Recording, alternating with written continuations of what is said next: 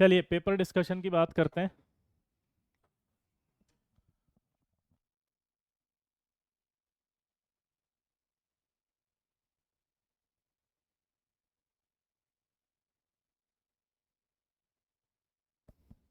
JEE का paper था आपका, उसके अंदर शुरू करते हैं। देखो तो moving from right to left in a periodic table the atomic size.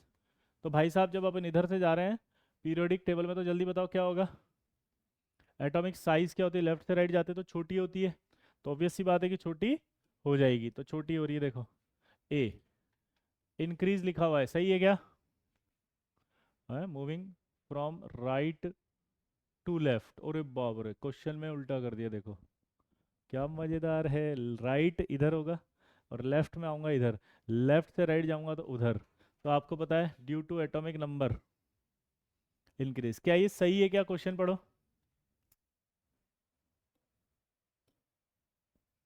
कोई डाउट किसी को?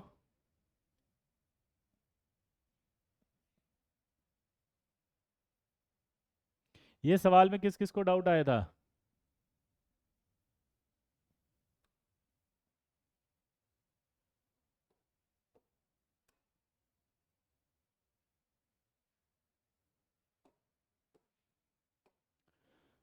ये सही था सर, ये सही था। ये समझ में आया सवाल आपको कि क्या हुआ? Moving from right to left, right कहाँ होता है? उधर होता है। और राइट से लेफ्ट इधर होगा। बोलो, जल्दी बोलो।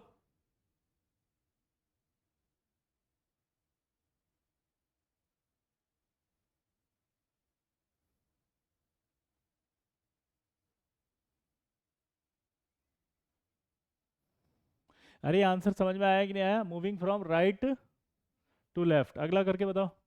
विच of the following statement is are true? Covalent bonds are directional. सही है क्या? हाँ, कोवेलेंट आर डायरेक्शनल और आयनिक जो है वो नॉन डायरेक्शनल। दोबारा बोलो, क्या बोले, जल्दी बताओ। कोवेलेंट बॉन्ड जितने भी हैं वो क्या है? डायरेक्शनल होते हैं। आयनिक बॉन्ड नॉन डायरेक्शनल होते हैं। जिनको याद नहीं है वो याद करो। कोवेलेंट बॉन्ड क्या होते हैं?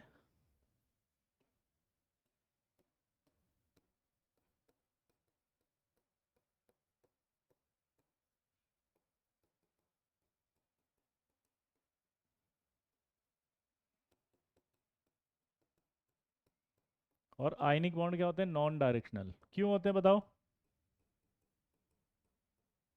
उसका रीजन होता है, कोवेलेंट बॉन्ड जो होते हैं ना, उस पे क्या होता है, इस तरह से बॉन्ड बनता है एक पर्टिकुलर एक्सिस के थ्रू, ऐसे तो एक डायरेक्शन से बनेगा। लेकिन जो आयनिक बॉन्ड होता है उसमें चारों तरफ अट्रैक्शन होता है। जैसे ये NaCl है, तो Cl चारों तरफ से अट्रैक्टेड होगा इससे। तो अट्रैक्शन चारों तरफ होता है, तो किसी पर्टिकुलर डायरेक्शन में नहीं होता है। ठीक है, तो पर्टिकुलर डायरेक्शन में नहीं होने की वजह से क्या होगा बताओ? पर्टिकुलर डायरेक्शन में नहीं होने की वजह से इसे क्या कहेंगे हम?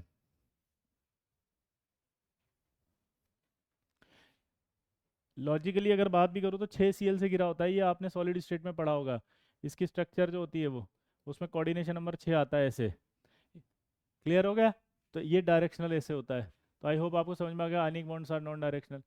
Polar bond is formed between two atoms which have the same electronegativity. Same electronegativity में पोलर नहीं बन सकता। और the presence of polar bond in a polyatomic molecule suggested that it has zero. नहीं, पोलर बॉन्ड होगा तो suggest थोड़ी करेगा कि जीरो होगा उसमें। अगला करो तो common oxidation state of elements of the lanthanide series. आपको याद है लेंथेनाइट सीरीज वालों की जो कॉमन ऑक्सीडेशन स्टेट होती है वो +3 होती है। तो +3 आ जाएगी। अगला मोस्ट कॉमन आपको याद होना चाहिए। तो अब mineral AgCuCl2 dot X COH whole twice a 45.05 ml solution of this was required to react with the complete।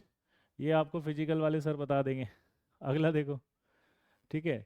Match the column में। अब ये बताओ H3O प्लस क्या होगा, जल्दी से सोचो यार। H3O, नहीं नहीं नहीं, LDF हमेशा नॉन पोलर में कंसिडर करते हैं और उससे एक इंस्टेंट टाइम पर पोलरिटी होती है, उसे पोलर नहीं बोलते हैं आयान। इंस्टेंट टाइम पर जब होता है तब पोलर बोलते हैं। तो क्वेश्चन को हमने क्या सिखाया था? एवरेज बोलना है। क्या सिखाया था? एवरेज बोलना है। अब देखो H3O प्लस जो होता है वो ऐसा होता है, तो इसकी स्ट्रक्चर अपने आप ही बता दो कैसी दिखी, पिरामिडल। तो यहाँ से आप H3O प्लस को लेके जाओगे पिरामिडल, ये आपका लीनियर है।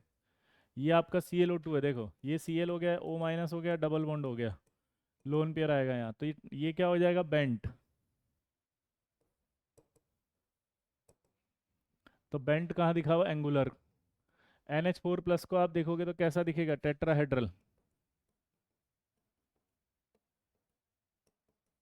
ये तो ये टेट्राहेड्रल हो जाएगा, यानी कि टेट्राहेड्रल। आंसर आ जाएगा अपने आप। अगला देखो 2। इन द एल्यूमिनोथर्माइड प्रोसेस, बताओ एल्यूमिनोथर्माइड प्रोसेस की बात करें तो एल्यूमिनोथर्माइड प्रोसेस में कैसा होता है एल्यूमिनियम। तो यार आपको पता है एल्यूमिनियम एक रिड्यूसिंग एजेंट की तरह बिहेव करता है, इसीलिए तो थर्माइड रिडक्शन भी कहते हैं इसको। Thermite process is also known as, बोलो, थर्माइड रिडक्शन। कैसे बोलते हैं इसको, थर्माइड रिडक्शन। बेटा हाइड्रोजन कंपाउंड, बेटा आप मेरे यूट्यूब चैनल पे जाओ, वहाँ पर हाइड्रोजन कंपाउंड मिल जाएगा, वहाँ से देख लो। ठीक है समर्थ, पूरा याद कर लो उसको अच्छे से। समर्थ क्लियर हो गया, फटाफट से आज ही देख लेना तुरंत। क्लियर है बेटा, अगले पे जाओ, ये आ गया। नेक्स्ट देखो, additional of non metals. Addition of non-metals like boron and carbon interstitial sites of transition metal results the metal। क्या करते हैं जब अब ट्रांजिशन होते हैं, तो ऑब्वियस सी बात है, आपको याद है जब अपन इसके अंदर डाल देते हैं तो वो लेस मेलेबल हो जाता है, लेस डक्टाइल हो जाता है, और मोर हार्ड हो जाता है, हार्डनेस बढ़ेगी। क्योंकि आप जैसे उसके बीच में इंटरस्टिशियल कंपाउंड क्या होते थे, ये इनके बीच में लेस आप डाल दोगे, तो जैसे आप यहाँ पर आपका कार्बन बोरोन हाइड्रोजन इस तरह के कुछ भी ऐड कर देंगे, तो उस कंडीशन में क्या होगा, ये इंटरस्टिशियल कंपाउंड हो गया। और इंटरस्टिशियल कंपाउंड जो होंगे उनमें क्या होगा, उनमें आपका हार्डनेस बढ़ जाएगी, हार्डनेस बढ़ेगी तो सब कम हो जाएगा, डक्टाइल नेचर कम हो जाएगी, मेलेबल नेचर कम हो जाएगी, याद आया, डेंसिटी बढ़ जाएगी, सब बताया था। अगला देखो, for the ऑक्टाइडल complex Fe+3 in the thiocyanate and cyanide ligand environment, the difference between the spin only magnetic moment in the Bohr magneton। भाई साहब अगर मैं Fe का इसके साथ करता हूं तो वीक फील्ड हुआ, समझ रहा बात को, यहाँ पर आपका -3 आएगा क्योंकि Fe+3 है। साइनाइड के पास करूंगा तो स्ट्रॉन्ग फील्ड आ जाएगा। अब मजेदार बात क्या हुई कि वो कह रहा है कि इलेक्ट्रिक स्पिन ओनली का डिफरेंस बताओ, तो Fe+3 आ गया, ये आपका D5 आ गया। जब आप D5 भरेंगे, ऐसे भरेंगे वीक फील्ड है तो 1 2 3 4 और ये 5 ऐसे, ठीक है। इधर आओगे तो स्ट्रॉन्ग फील्ड है, और स्ट्रॉन्ग फील्ड होगा तो ऐसे भरेंगे, 5 है ये भी, तो 1, तो इसका लगभग आपका 5 पॉइंट समथिंग आएगा, उसका 1 पॉइंट समथिंग आएगा, तो अपने आप ही निकाल लोगे, तो डिफरेंस वैल्यू 4 आ जाएगी इंटीजर में, तो आंसर 4 आएगा। अगला करो, group number of the valence have no relation for the element in the group number. मतलब वैलेंस इलेक्ट्रॉन का किस ग्रुप नंबर से मतलब नहीं है, तो जीरो ग्रुप यानी कि नोबल गैस, नोबल गैसों का कोई मतलब नहीं होता। Group number and valence have no relation in the group zero यानी कि 18th, इसीलिए तो उसको जीरो ग्रुप कहा जाता है। अगला देखो, कॉम्प्रीहेंशन, वो कह रहा है the simplest phosphoric acid contain 3 replaceable hydrogen या ट्राई बेसिक, सिंपल है, एंड इस tribasic the basicity of this, इसकी बेसिसिटी याद है 4 होती थी, और ये चारों इसलिए होती थी क्योंकि इसके साथ चारों OH जुड़े होते हैं।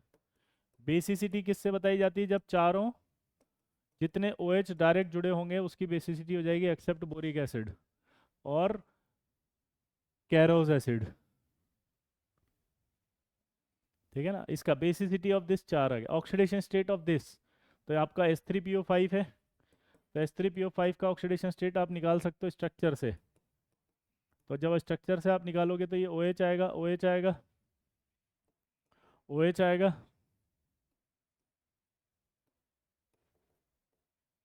और ये डबल बॉन्ड आएगा। तो अब देखो क्या हुआ, ये सॉरी एक और आएगा इसमें, OOH आएगा, 5 ऑक्सीजन है ना,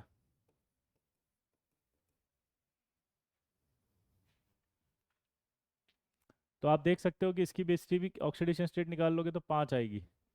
तो यहाँ +5 कैसे आएगी, 2 ऑक्सीजन की वजह से आया प्लस, और बाकी इन 3 की वजह से, तो 5 आ जाएगी। क्लियर, ओ ओ कंप्लीट।